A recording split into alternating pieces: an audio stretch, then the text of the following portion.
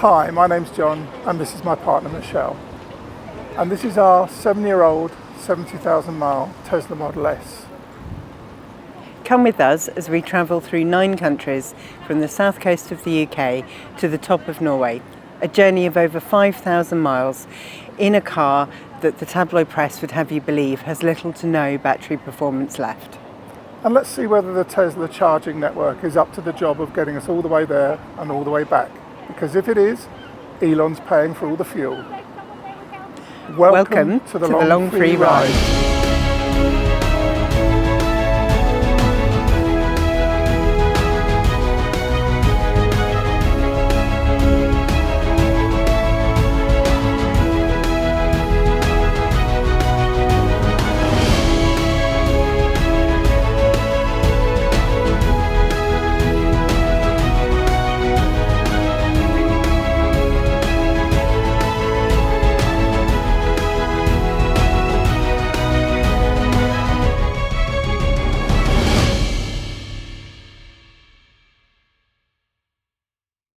Welcome back to the long free ride, and if you're new here, thanks for stopping by.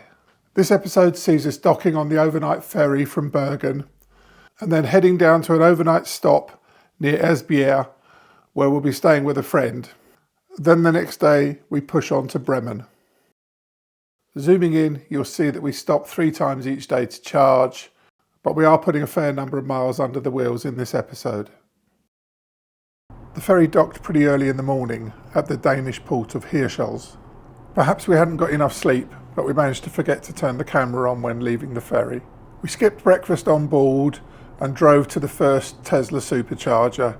There was no problem getting plugged in, but at the services, loads of people had skipped breakfast on the boat and were queuing to get coffee and a cake just like us. It took ages. Once back on the road, we'd headed south through the grey, rainy day.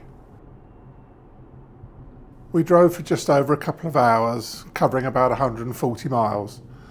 The terrain didn't change much, the weather didn't change much, and when we arrived at our next charging stop, we found we had to queue. This is the second time in the whole trip that we've had to queue. We waited about 5 minutes, and then we got ourselves a stall to charge at.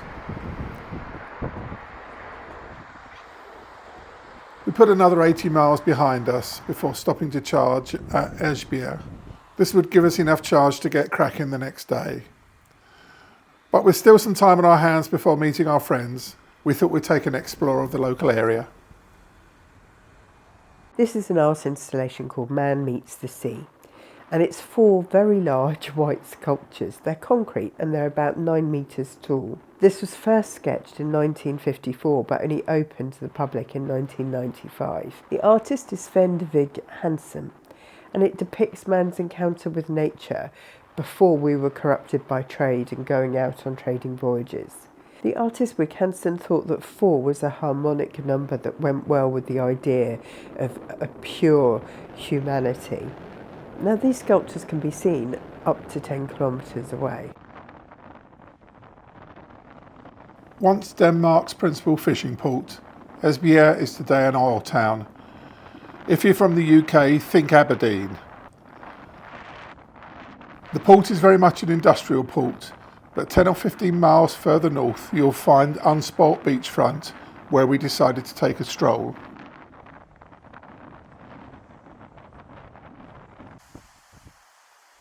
With wind and waves coming off the North Sea, there have clearly been some storm tides here. Their heights measured and commemorated on this carved monument.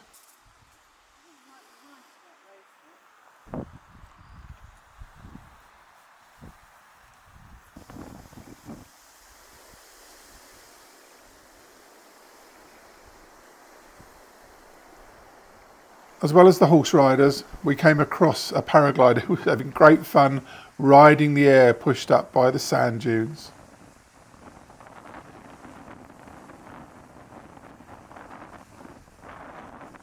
If you haven't done so before, please like this video and subscribe to our channel. You can tick the bell and get notified when we release new videos, but we'd love to have you as part of our channel.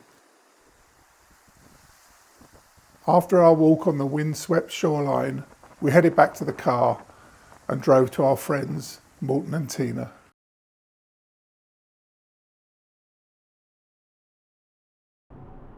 Staying with Morton and Tina really was home from home. They have a gorgeous fur baby, their dog, and we got a guided tour of the house. We were made to feel so welcome. Tina is a professional chef, and I have to say she pulled out all the stops. It was superb hosting from both her and Morton. We literally had everything we could possibly have wanted and a whole heap more. So they cooked a fairly traditional fare, which we thoroughly enjoyed. And I have to say, there was a tipple or two because it had been Morton's birthday the week before. I was very glad that we could just crawl into bed that night and sleep it off. They were such good hosts. They crept out of their own house to walk the dog in the early hours of the morning and pick up fresh Danish pastries for our breakfast before we even woke up. It was quite incredible service. We were quite sad to leave. We don't know when we'll get to see Morton and Tina again. But guys, if you're ever in the UK, our home is your home. Having driven 70 miles or so, we popped into a charger to top up our caffeine levels and had a bit of charge before heading across the border into Germany. Another 80 miles later, we stopped again for about 20 minutes to expel the coffee and to add some more.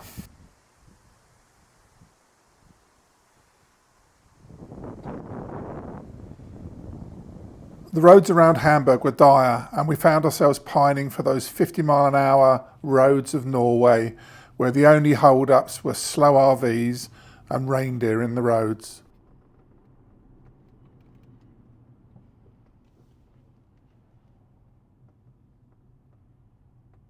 We had lunch in Brada at the Golden Arches. Oh yeah, we know how to live. And the Tesla chewed up some more of Elon's electrons. We pressed on to our destination of Bremen. We were staying at an unremarkable hotel on the outskirts of the town. As we drove in, I picked up our first speeding camera flash of the tour. Then we parked up and walked into the city centre.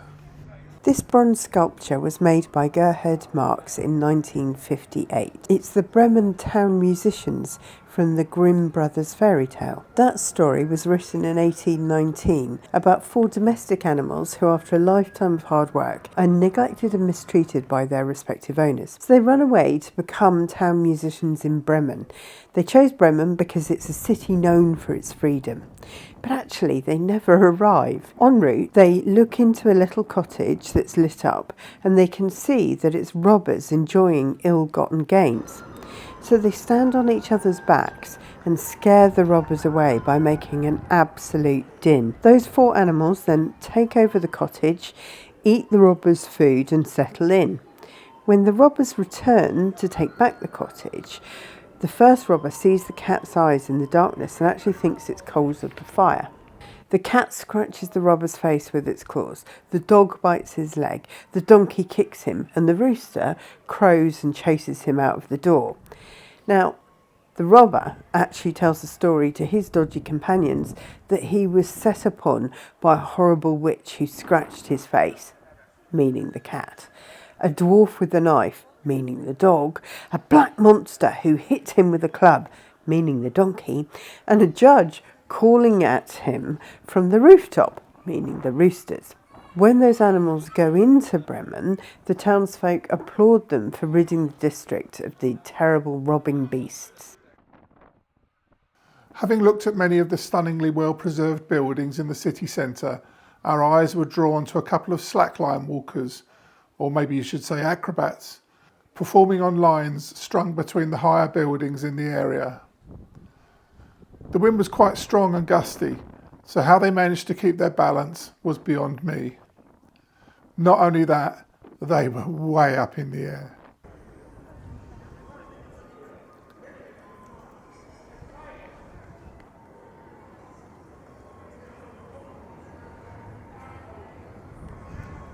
Having explored the area around the main square, we headed towards the river through some narrow passages with quirky buildings and artworks.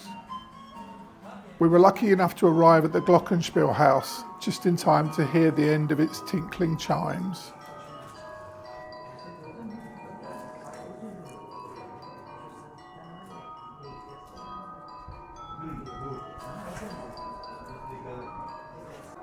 And if you were wondering where the money came from to give Bremen such a fantastic city centre, well, it was also a Hanseatic port in the Middle Ages. If you don't know who the Hanseatic League were, take a look at our episode about Bergen, and that will explain further.